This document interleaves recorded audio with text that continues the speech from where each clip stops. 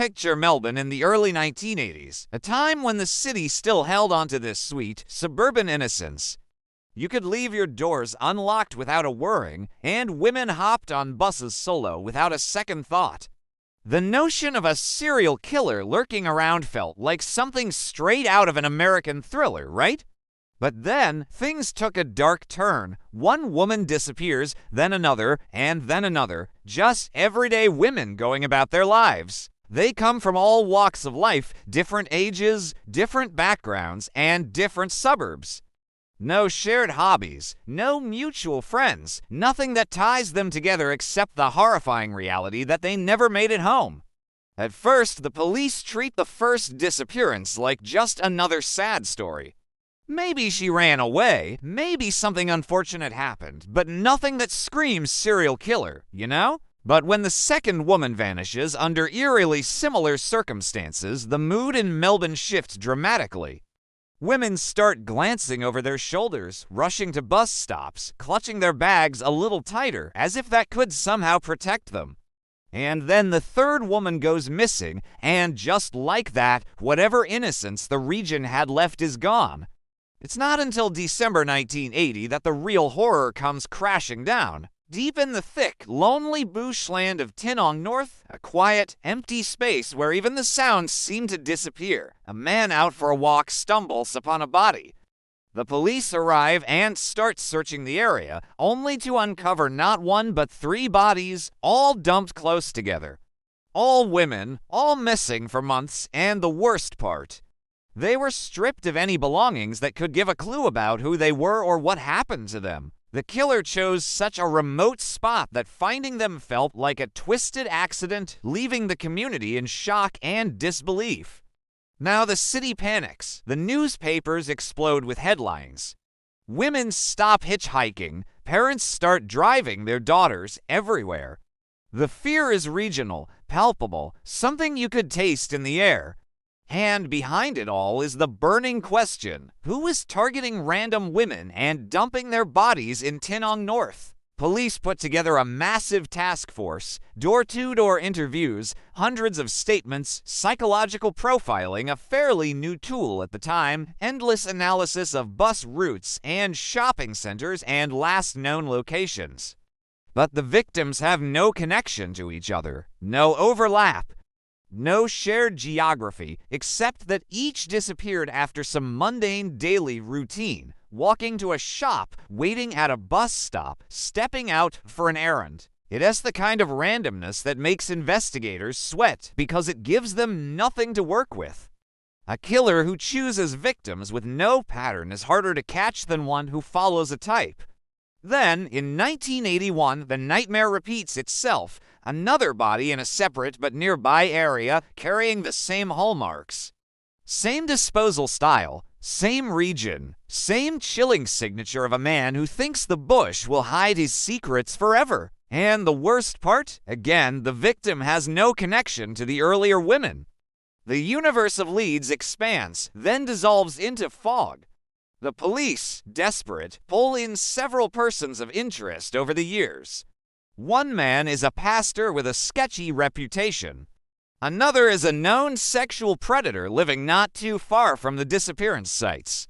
Another is a man who liked to give women lifts around the area. Each one looks good for it for about 5 minutes, until the evidence dries up or an alibi gets confirmed or DNA doesn't match. They can't charge anyone. They can't even confidently say which suspect comes closest. Cold cases have this special kind of cruelty. Time keeps slipping by, and the killer keeps living like nothing ever happened.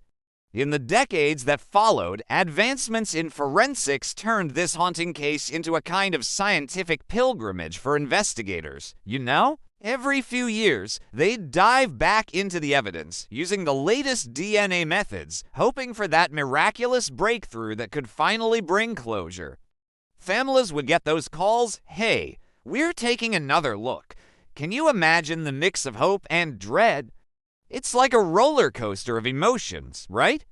Hopes rise, then crash, only to climb again, only to plummet harder. The case kept getting reopened and re-examined, like a mystery that just wouldn't let go. A few years back, police even suggested that several of the victims might have been killed by the same person. Not random acts of violence or copycat crimes, but a single predator who knew the remote bushland like the back of his hand, using it as his own twisted dumping ground. That's chilling, isn't it? But despite all this renewed effort, the advancements in technology, countless interviews, and public appeals, nothing definitive ever sticks. It's like a frustrating game of cat and mouse. No solid match, no arrests, no justice. It's as if the person responsible just slipped into history, leaving behind one of Australia's most chilling unresolved serial killer mysteries. You can almost feel the weight of that unresolved tension, right?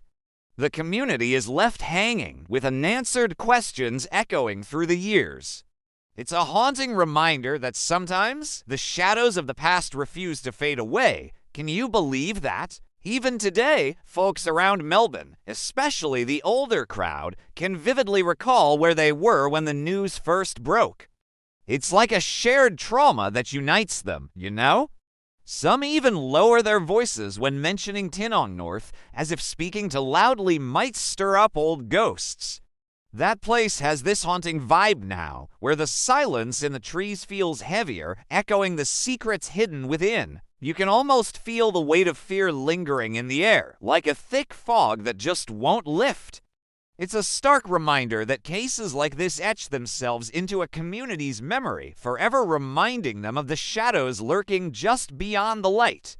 The stories are passed down through generations, a cautionary tale of the dangers that once roamed their streets, keeping the memories alive and the fear fresh. It's a chilling legacy that reminds everyone that sometimes the past just won't stay buried.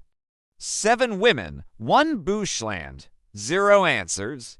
It's absolutely heartbreaking, isn't it? The monster who hunted them? He's probably long gone by now, or maybe he's just living a quiet life, blending in with the crowd like any ordinary person.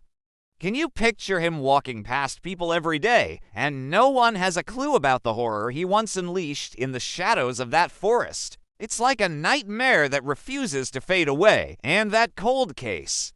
It's just sitting there like a stubborn ghost haunting everyone, waiting for that one piece of evidence. You know, the smart clue, the loud breakthrough, or that lucky find that could finally crack this mystery that gripped Melbourne for over 40 years. What's chilling is how these stories linger in the community, right? Families are left with unanswered questions, and the fear of what happened hangs heavy in the air. It's a stark reminder that sometimes the past just won't stay buried. It lingers, doesn't it?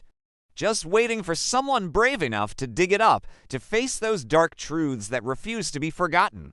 We all crave closure, and yet, this case remains an open wound echoing the pain and loss that still resonates today.